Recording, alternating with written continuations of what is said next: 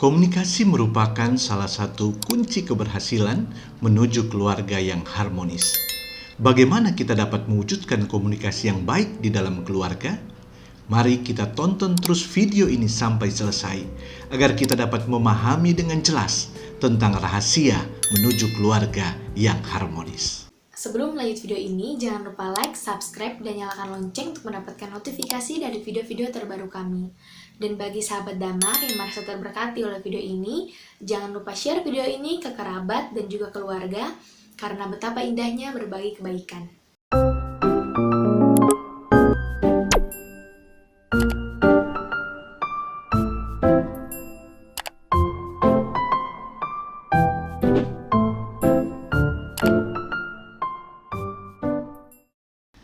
Shalom Aleichem, senang bisa menjumpai sahabat keluarga Damar.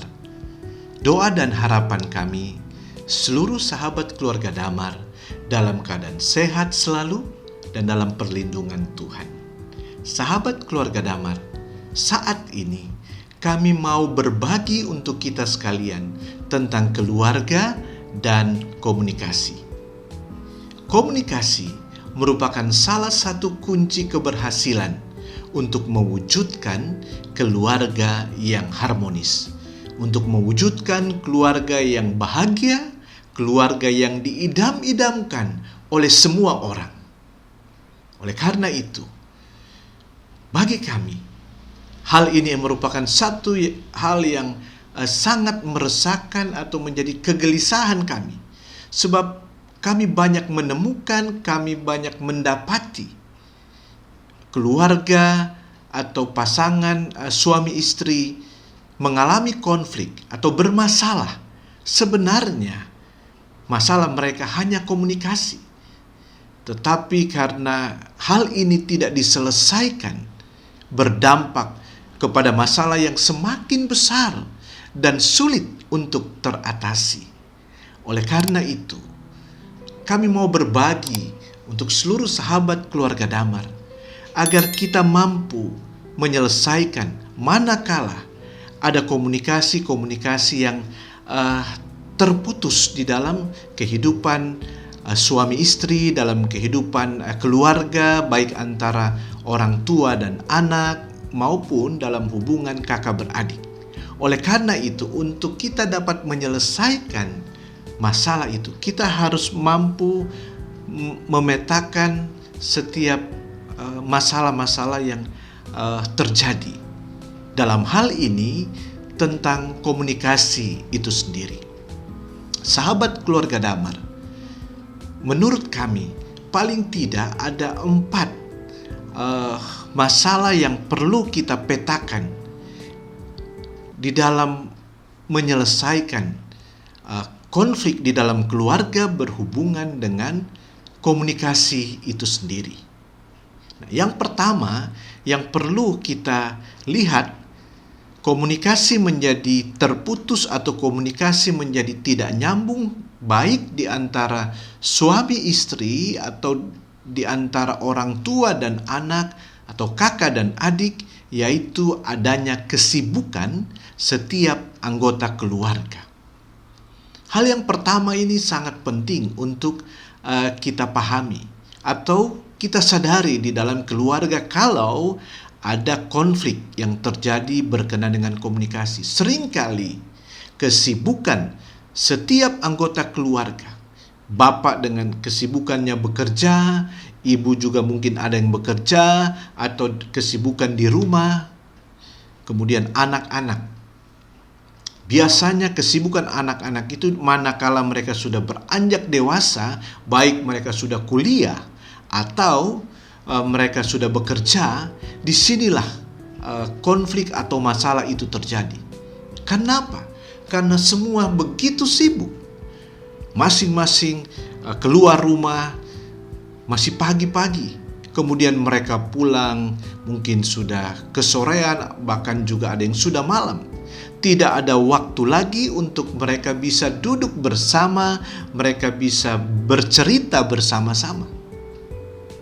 Dan aktivitas itu dilakukan setiap hari.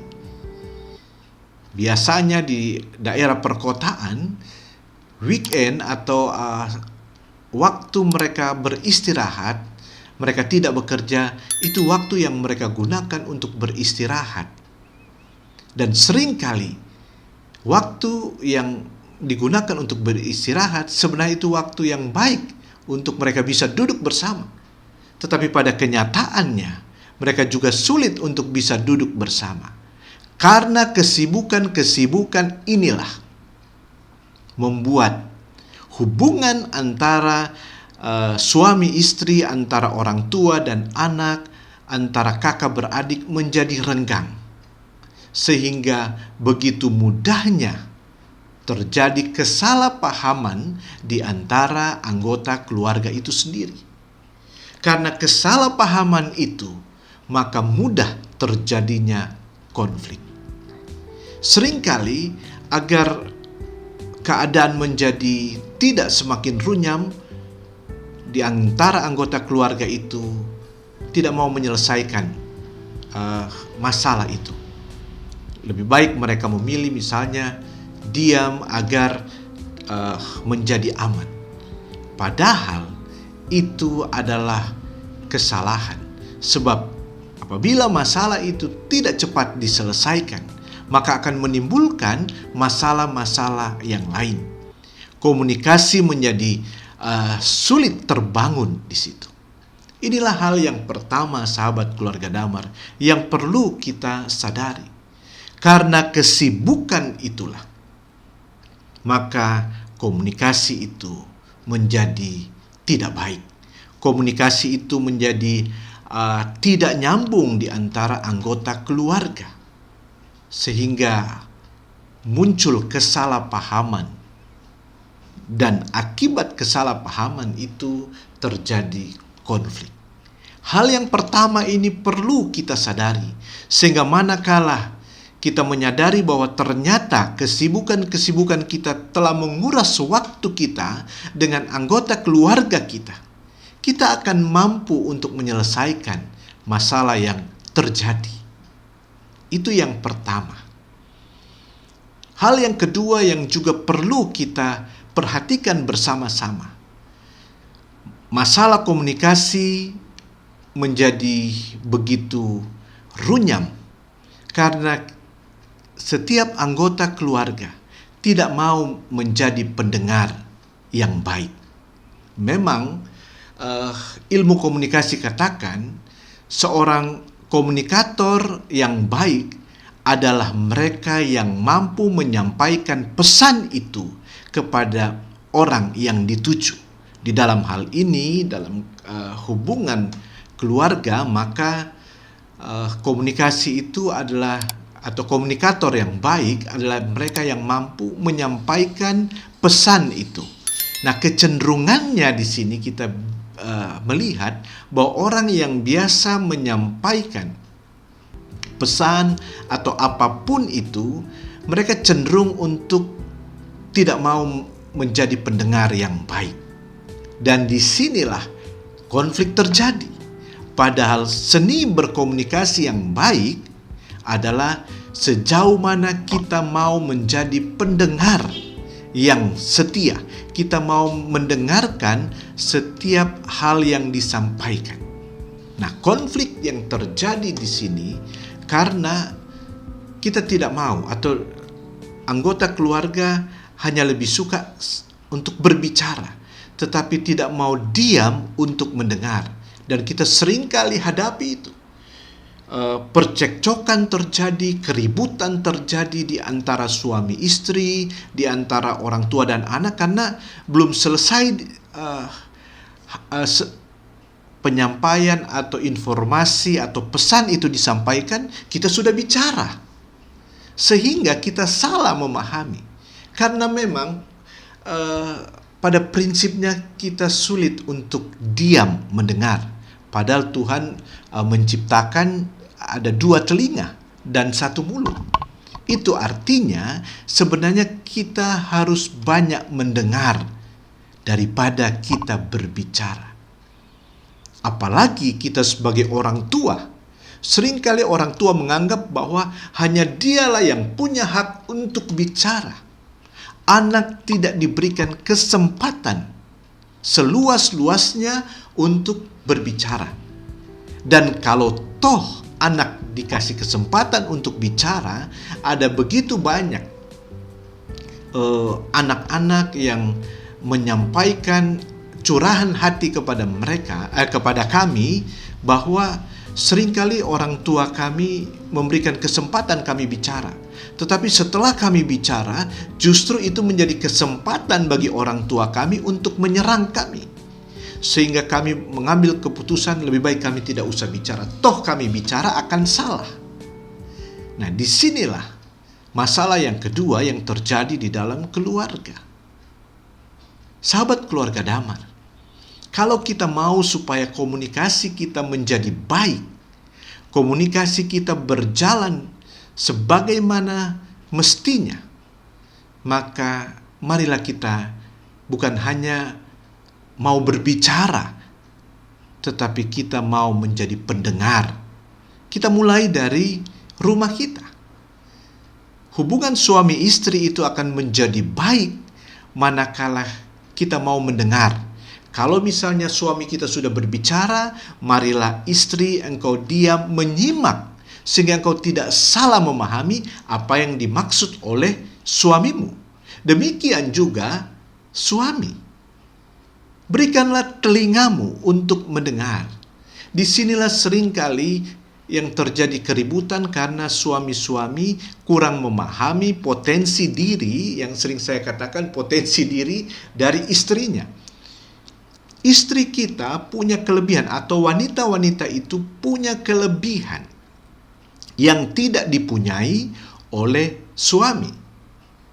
Apa kelebihan dari istri? Kelebihan dari istri atau dari wanita-wanita pada umumnya adalah berbicara. Mereka itu suka untuk berbicara. Kadang-kadang apa yang mereka mau sampaikan hanya sedikit, tapi mereka berbicara begitu panjang dan lebar. Dan itu adalah natur dari perempuan atau dari wanita, dari istri-istri kita, gitu. Sebaliknya, laki-laki atau suami memiliki kelemahan. Kelemahannya adalah lebih suka untuk bicara daripada mendengar. Dan disinilah konflik seringkali terjadi. Kami seringkali mendengar konflik-konflik itu karena tidak saling memahami. Ada satu pihak ingin berbicara dan ada lain pihak tidak mau mendengar. Oleh karena itu, marilah kita menyadari permasalahan di dalam komunikasi ini. Oleh karena itu, setiap anggota keluarga hendaknya lebih banyak memberi telinganya untuk mendengar ketimbang lebih banyak berbicara. Kalau kita lakukan hal ini, maka saya percaya kita mampu menyelesaikan masalah, atau kita tidak salah memahami apa yang disampaikan oleh lawan bicara kita atau oleh anggota keluarga kita yang lain. Dan akhirnya konflik dapat kita selesaikan. Itu yang kedua. Yang ketiga, kurangnya rasa percaya kepada keluarga. Seringkali ini terjadi karena faktor yang pertama dan kedua, yaitu kesibukan orang tua. Kemudian seringkali orang tua merasa bahwa mereka benar. Akhirnya anak merasa bahwa mereka tidak memiliki tempat di rumah. Mereka tidak percaya lagi kepada orang tua mereka, karena orang tua tidak memberikan waktu untuk anak-anak mereka. Sehingga anak mulai beranjak remaja, dan biasanya pada saat anak beranjak remaja, disinilah kesulitan-kesulitan yang mereka hadapi, karena mereka harus menemukan atau mencari identitas diri mereka. Sementara orang tua begitu sibuk, dan orang tua seringkali tidak mau memberikan telinga mereka untuk mendengar anak-anak mereka. Sehingga disitulah kurangnya rasa percaya kepada orang tua. Akhirnya anak lebih percaya kepada temannya yang jauh dia lebih nyaman untuk mencurahkan isi hatinya kepada teman-temannya. Ada begitu banyak kasus yang kami temukan di mana anak-anak mengalami masalah, justru yang tahu adalah sahabat atau teman mereka. Orang tua mereka tidak tahu. Bahkan orang tua langsung menyalahkan anak-anak mereka. Apa yang terjadi? Bukan anak menjadi lebih baik, justru anak menjadi tidak percaya kepada orang tua dan anak meninggalkan rumah. Karena mereka merasa mereka tidak mendapatkan tempat. Orang tua tidak menyadari kesalahannya. Seringkali orang tua langsung mengatakan bahwa anaknya yang salah. Nah, inilah yang perlu kita pahami bersama. Masalah yang terjadi di dalam keluarga, secara khusus masalah yang dihadapi oleh anak-anak kita, itu karena mereka tidak punya tempat di rumah. Tidak ada ruang bagi mereka untuk berbicara dengan orang tuanya. Oleh karena itu, bagi setiap orang-orang tua, marilah kita menyadari akan hal ini. Betul bahwa tugas orang tua menafkahi anak-anak untuk mencari sesuatu yang bisa menghidupi anak-anak mereka dan menyekolahkan anak-anak mereka. Tetapi itu tidak menjadi alasan bagi orang tua untuk tidak mempunyai waktu bagi anak-anaknya. Itu yang pertama. Yang kedua, marilah kita sebagai orang tua, jangan kita bersikap bahwa kita adalah orang yang paling benar di rumah. Tidak ada kesalahan sedikit pun, sehingga tidak ada ruang bagi anak untuk berbicara kepada kita. Kalau kita masih terus melakukan hal itu, maka jangan salahkan anak-anak kita. Mereka lebih mencari teman mereka di luar. Mereka lebih mencari orang yang mereka bisa percaya di luar ketimbang orang tuanya. Dan seringkali masalah banyak terjadi karena anak-anak salah di dalam memilih teman mereka. Oleh karena itu, sahabat keluarga damar, secara khusus para orang tua, sesibuk-sibuknya kita, marilah kita memberikan waktu kita untuk anak-anak. Waktu untuk kita bisa duduk bersama, waktu untuk kita bisa bercerita bersama dengan anak-anak kita, sehingga mereka akan percaya kepada kita. Yang keempat, komunikasi menjadi terganggu di dalam keluarga karena masing-masing anggota keluarga sibuk dengan gadgetnya sendiri. Mungkin kita ada di rumah, kita berkumpul bersama-sama, tetapi permasalahan yang terjadi, komunikasi tidak terbangun karena tidak ada percakapan di situ. Masing-masing hening dengan kesibukannya, dengan gadgetnya sendiri. Kehadiran bersama di rumah tidak ada artinya. Komunikasi menjadi tidak terbangun, bahkan seringkali terjadi kesalahpahaman. Misalnya, suami sedang berbicara, istri sibuk dengan handphonenya, atau orang tua bicara kepada anaknya, anak sedang sibuk dengan handphonenya.